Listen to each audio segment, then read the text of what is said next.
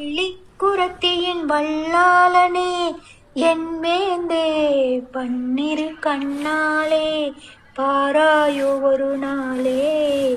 காட்டுமயில் ஆடுதையா சேவலும் தான் கூவுதையா, நான் படும் பாட்ட மட்டும் கேட்க நாதி இல்லையா. பழனிமல ஏறி வந்த கால் தவறா நான் சுமந்த பக்தி ஏதும் பத்தலையோ.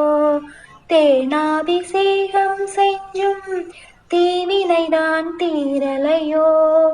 தமிழுக்கு தலைவாணி தனிமையில வாடுறேனா, தகப்பன் நீ இருக்கையில தவிக்க விட்டு பார்க்காதே.